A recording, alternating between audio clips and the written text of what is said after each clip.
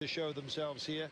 This is a fascinating one. I think it's going to be Valls for them, the Spaniard today, and why not? Here is how Team Sky stack up on your screen at the moment. No Diego Rosa, who stepped off the bike, but they've got reasonable support for whoever is the chosen son today, and I suggest it's Geraint Thomas. Yeah, Geraint Thomas is looking very, very good. He's started off the year so strongly. You know, aiming, of course, towards the Giro d'Italia, going in there as team leader. We haven't even mentioned Mikel Landa. He's the rider who sat second wheel at the moment. They have an absolute, wealth of talent in that squad. But I must admit, Geraint Thomas looking very, very lean. Such a versatile rider and climbing supremely at the moment. Just check out who's on the wheel of Team Sky here, and it's Laporte, Pierre Laporte. Pierre means rock. Sorry, not Laporte. Latour. Pierre Latour. Pierre being the rock, Latour being the tour. What a great name for a cyclist. Yeah, again, nominative determinism right there. Have to get that in at some point. I like that. You need to write that down for me. I can't spell it, Colin, that's the thing. Well, it could spell disaster for everybody if Latour decides that he's going to skip off at the front. AG Tour Le Mondial had a terrible time trial, 2 minutes and 13 down on BMC by the end, and Latour is here, and so is Contador, just starting to bounce like a good one. David Godot is also there for Francis de Jure. Where's Bardet? Is he also there? I think he is within the pack. 7Ks remaining. So what have we got left? This is a 12%er we're on right now as they take the switch. That's 20 in the turn, by the way. Very, very nasty. And that can upset your rhythm, Matt. We've got a lot of twists and turns to take, including 6 hairpins in the last 1,500 metres. Indeed. Well, with 7 kilometres to go, there's about 25 or 30 riders that can stay with the pace being set by Vasil Kirienka. I did see Peter Kenyak actually swing out of the line. Very, very unusual. Drop back into the centre of the remnants of this bunch. Clearly struggling to keep with the tempo that's being set by Kirienka at the moment. That's Mikel Landa sat second wheel. Still there in third is the Welshman Geraint Thomas. And then the very, very familiar climbing figure of Chris Froome. And I think it is Romain Bardet who's there. But it was also, I think, worth talking a little bit about. Here we go, it's Latour. He's gone for it, and he's gone for it from distance as well. Absolutely superb. We saw him mustering. Now, he's not a threat to the overall, and he's a man who could dig into an incline like this. Remember what he did superbly, of course, beating Darwin Atapuma on the big stage, the penultimate stage. Dan Martin wants a piece of this as well. He's starting to look worried, and no surprise, because Latour, at a moment such as this, when you think he's absolutely at the end of his resources, manages to pick it up. And what he's done is he's drawn Mollema, and he's drawn, of course, Contador into the action right now. Trek have come to the fore. Latour just eases in. He'll try and regather himself and maybe go again. He's now back with the Team Sky outfit right now with 7 kilometres remaining. Dramatic stuff. Well, that was a brave attack. We know he's such an tenacious attacking style of rider, but he put himself into the red. But the rider that brought him back is Volta Mollema. Just before that attack by the Frenchman, I was about to discuss the strength and depth of Trek-Segafredo themselves. We've got Contador in 7th position, Mollema, a supreme climber, in 9th place, and Jarlinson Pantano as well. He sat there only 1 minute 25, so Trek-Segafredo really do have options. And it was Pantano a couple of weeks ago, and of course in Paris-Nice, that helped detonate the field in that race for Contador, only to lose out narrowly by 2 seconds. Gosh, what a day. 7 kilometres remaining. When it clicks to 6, we head back down just a little bit in terms of our incline. You can see that now through the curve as Trek-Segafredo still grind into it. With about 4.5 to go, we get our next sort of flatter section. In fact, it even has what appears to be a little downhill run within it. What a finale to today's 5th stage this is. Still they grind it, setting a cruel tempo that's already put paid to the ambitions of Pierre Latour for the moment. He's still bobbing away there. I think he was going to be a foil for Bardet potentially, and if Bardet didn't have it, he'd be on the radio and just telling him to go for it. Contador, of course, third from the nose at the moment as Trek-Segafredo try and just shake out absolutely everybody. Not being able to shake off Geraint Thomas at the moment, who's leading Chris Froome just behind. I wonder whether they've been messing with our minds, and that in fact it is going to be Chris Froome today. Yeah, I'm sure they're going to be playing their cards close to the chest. They're not going to give away their tactic too much, and they've got options. And we know how Chris Froome can ride, but again, I think it's either Kirienka who's gone back to the front again to lift the pacemaking, or it might actually be Mikel Landa. They want to keep that tempo high. It's going to suit the other riders. They want to make it as hard as they can for the race leader, TJ Van Garderen. The aim being to completely isolate him. It is Mikel Landa now who gets to the front. Yeah, it is Landa right now he always looks incredibly serious, even when he's off the bike. Never really see him burst into a smile. Apparently he's jolly inside his head, and that'll do. 6 kilometers remaining. There is Geraint Thomas with those 3D specs. Chris Froome just behind, and guess who is stalking? Of course, why not? Movistar want a piece of today. They want a piece of just about everything. If the rule book was thrown at them in the time trial, they've started ripping out pages of the rule book, photocopying it and posting it to everybody.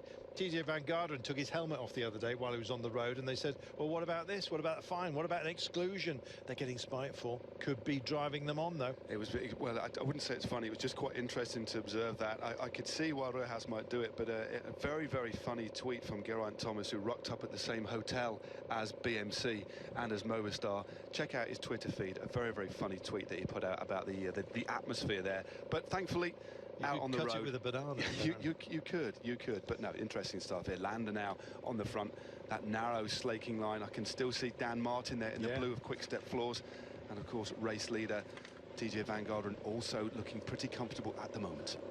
Dan Martin has transformed himself into one of these guys where you thought it's only going to be explosive pitches where he can really do his stuff, and suddenly he's turned himself into a fantastic tempo man, and he's able as well to measure himself and pour something on late on. Yeah, I think. But the thing is, what he hasn't managed to do is lose that explosivity. We saw it yesterday on the stage that won by Valverde. Pretty much attacked in the same place he did last year to take the stage. And it was only Valverde who came round him in the last couple of 100 meters. So I think Dan Martin is actually becoming a more complete rider. He hasn't lost that explosive element that characterizes the way he rides. He's just become a better rider. As we just saw on the left-hand side there, Hugh Carthy running for Cannondale, just getting detached. Yeah, Carthy out of it, I'm afraid, just for the time being. Anyway, that's Sammy Sanchez wearing number 21. He's actually second overall, by the way, behind our leader. Also just embedded here is that's Pierre Latour, bottom of your screen, just trying to dig it back up, and here he comes again. He's battling, I guess, in support of Roman Bardet. In fact, he was taken to the ditch not that long ago by George Bennett, number 103, who's the representative here from Team Lotto Jumbo. And I think George Bennett is probably a good outside tip here.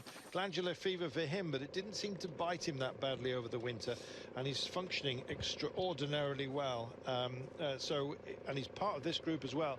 More than that, he's hiding well. He's leaning on Team Sky and Trek-Segafredo, who are doing a lot of the work. So 6K's out. It's just going to click in a moment. There is a short, flatter section here at 5, as you can see. And in fact, this is you'll have another significant flat section in about 300 meters time. So they go around the curve. It was flat onto the intro to that curve. And then with about when the ticker says, well, any moment now, actually, it flattens out, and here we are. So this is a chance for everyone to look back down the mountain, see the damage that they've imposed on everybody, maybe gather themselves for a final push. There is a very short flat section at about 2.8 to go. We'll talk you through the hairpins in a few moments' time, but we're reaching the end of what has been a tortuous stage that's been run at very high pace. It has. We're way ahead of schedule, heading deep now into the final kilometers. It's still Mikel Landa, the Basque rider for Team Sky, setting the tempo at the front. And just look in third position, almost riding like he's a coiled spring, ready to attack, is Alberto Contador himself, one of the most enjoyable riders, I think, in professional cycling to watch. And now it is Movistar taking up at the front, just trying to lift that tempo a little bit more. Yeah, they want to break it down into the control, that is, that Team Sky are issuing at the moment. And Dan Martin's aware of what Contador's up to, and he rolls round. That is the rider Marc Soler of Movistar in the Young Riders white jersey here, and here he comes riding the line. He's got his eyes on the back wheel of Geraint Thomas at the moment with those white spectacles. Chris Froome's just embedded as well between Thomas and Dan Martin, but Contador looks absolutely fresh as a daisy at the moment, having done such great work on the Paris-Nice. He comes into this race, I guess, with his race legs and his race head most certainly where it needs to be. Well, he's been buoyed with confidence. He's come into the season with very, very good form, has ridden with panache in every single race that he's ridden, and he's got good team back up now. Of course, we saw Volta setting a really infernal tempo on the first part of the climb, but really good to see the Colombian Jolinson Pantano. They sat on the wheel of the Movistar rider, setting the kind of pace. This is the sort of tempo that Alberto Contador wants. He attacks generally off a very, very high speed. He doesn't want it to be too slow. He wants this group to be whittled down as much as he can. So I think at the moment, as we head into 4 kilometers to go, he's going to be pretty happy with the way things are. After this next little flat section, which we have right now, it suddenly kicks again.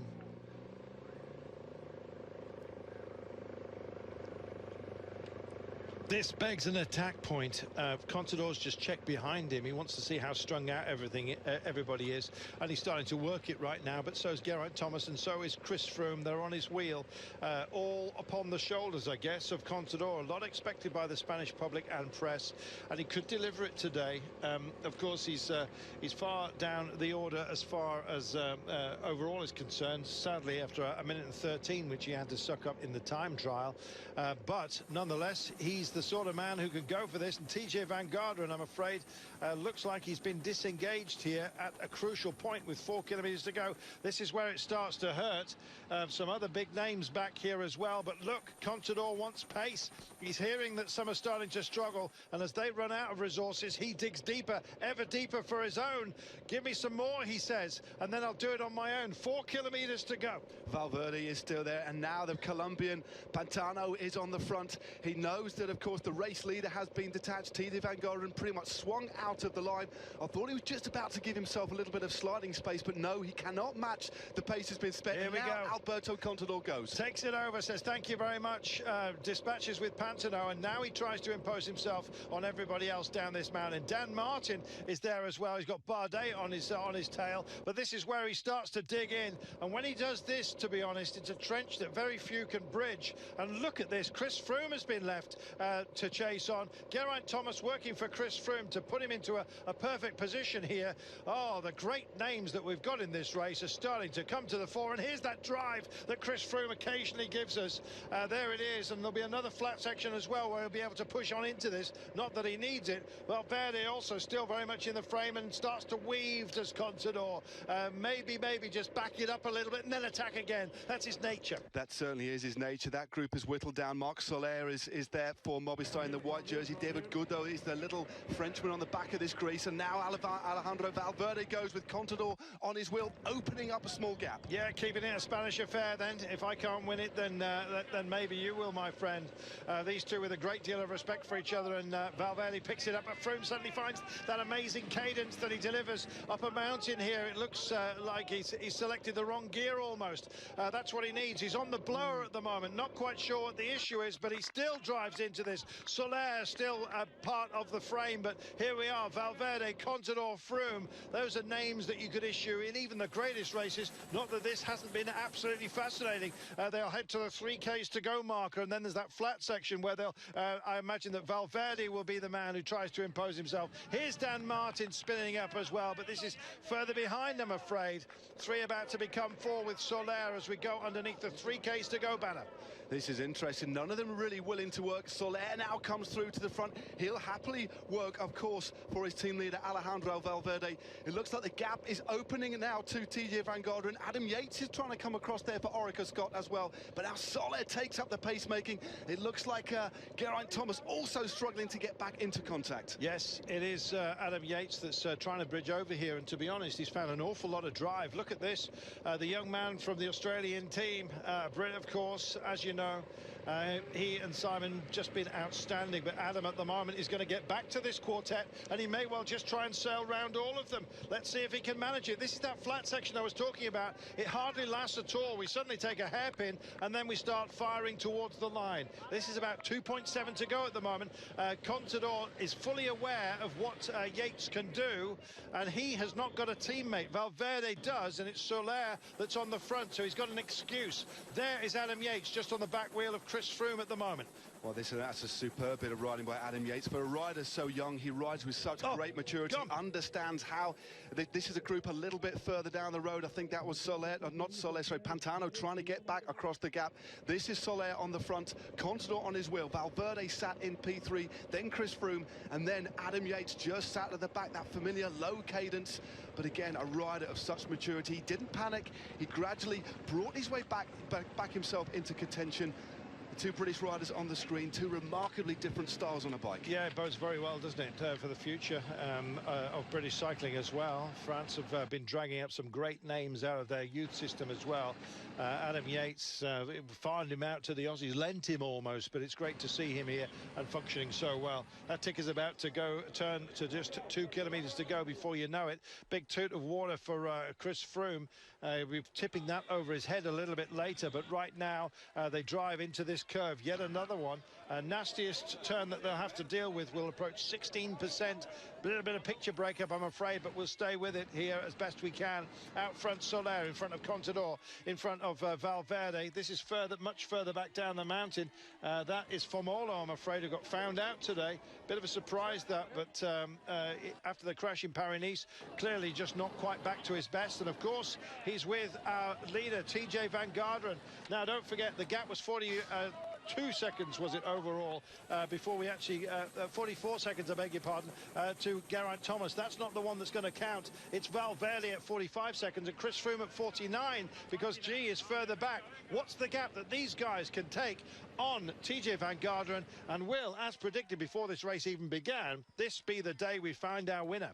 Well, that's why Chris Froome isn't giving too much to pacemaking. He's hoping that, of course, Geraint Thomas can get back in contact. What Froome will not do is drag Alejandro Valverde to the finish. Remember, Valverde sits in the best place of this lead group. He's at 45 seconds, as you just said, Carlton. Froome at 49, Soler at 110. Then we have Adam Yates at 118. And bear in mind as well, there are time bonuses of 10, 6 and 4 across the finish line as well. And 6 hairpins still to be taken in the last 1,500 metres, and they know it. Churning a big one, and they are going for this as it flattens out just ever so slightly here. Look at the difference in the cadence between Chris Froome and indeed those in front of him, including Contador and Valverde. Very different style. Adam Yates has done a lot of work to get back to this quartet, is now resting up on the tail of them, and this is about putting a fire out for TJ Van Garderen as he comes up to the 2 kilometers to go marker. He's got help here, but Sammy Sanchez it is that rolls in. Sanchez has a look now. I don't know whether TJ is going to just tell him to go for it. I don't think so. He needs this TJ Van Garderen for his own self-esteem, apart from anything else, and I hope he gets it. He needs cheering up after what's been a difficult 18 months for him. Well, now Marc Soler is on the front in that white jersey of best young rider. He is going to sacrifice himself now, ride as hard as he can all the way to the top of this climb to try and take as much time from TJ Van Garderen, looking, of course, after the interests of Alejandro Valverde. Valverde happy to sit third wheel. Contador, again, like a coiled spring. Will he wait to go? But one thing is for sure, Soler is setting an infernal pace as we head into the final 1,500 metres of the Queen Stage. Well, let's hope those flags stay in the hands of those who own them at the moment. Don't want to get those caught in the Mac, but look at this. Caught in the slipstream at the moment. I think TJ Van Garderen may well be able to retrieve this situation today.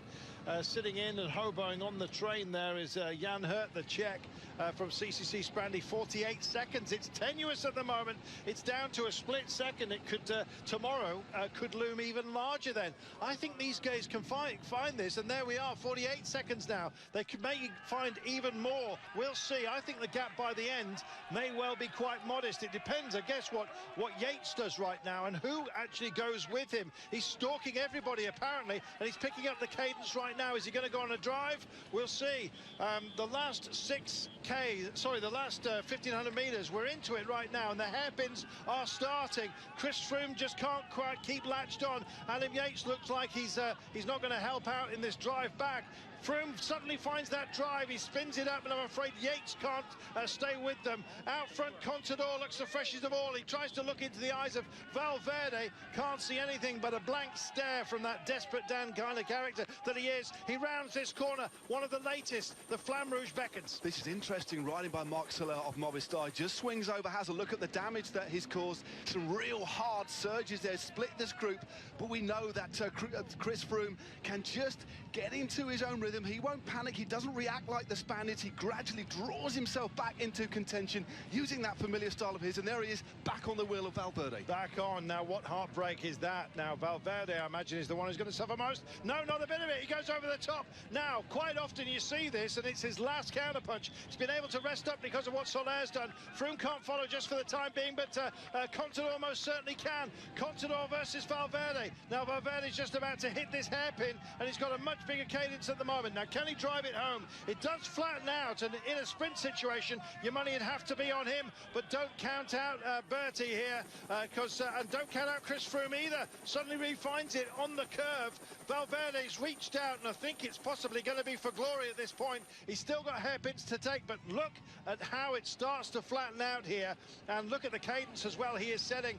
We're getting into the last 300 or so meters. There's still a couple of turns to take, and here comes Contador back, but all the time Chris Froome is closing back in on Contador. You just cannot shake the man. An absolutely fascinating pursuit. Three very different riders style-wise. Valverde hoofing a massive gear around this hairpin bend. Wow. He affords a bit of a glance down. He'll see the red of Alberto Contador. He'll see the black of Chris Froome. Has he got enough to hold on to take another win? I think he probably has. Let's have a look and see whether Froome and Contador are going to work together here. There's that another pesky turn coming up, and you can see that the incline is now about to be taken on the curve by Valverde. He opens it wide. He goes to the left, and it gives himself the best view to take the corner. Carries a lot of pace into it and almost skips up it.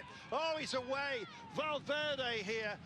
So much disappointment for him at the top of this race after being given a 1-minute penalty. If you factor that back in, he'd be the out-and-out leader of this race. He feels aggrieved. The Spanish fans do as well. The Spanish press have backed him up as well, but he can't change the mind of the commissaires. But with 300 meters to go, I think he's announcing himself as a potential winner of this race. Here he goes, digging in for glory, and what a fantastic moment this is for him. He struck gold today. He'll take over, I believe, the green and white striped jersey with 200 to go. Here's your flattened out plateau at the moment. It's going to be minor places for Contador and for Chris Froome, but brave efforts by them. Well, we say that quality will out, and boy have we seen it today, because Valverde has just taken control of this race, one that he lost his grip on after the time trial, but every single day they have not stopped battling, and he's got his just reward. Victory on the Queen stage here in Tortosa, and potentially the lead of this race. Well, an absolutely devastating display of power by the Spaniard, 36 years of age now. Here, this is the battle for second place. Looks like it's going to go to Chris Froome. He gets the 6-second time bonus. Alberto Contador in third. Goodness me, what a day we have had, and all praise as well for Marc Soler, who sacrificed himself for Valverde, allowed his team principal to rest up within a talented group. And here is the count back, and we've got to worry about it. Here is Adam Yates, brave ride by him. As soon as that hits a magic marker of 40 where are we? 45 seconds plus a 10-second time bonus. It look as if he is going to be okay for the lead. He is indeed. Brave Dan Martin crosses the line. There we are.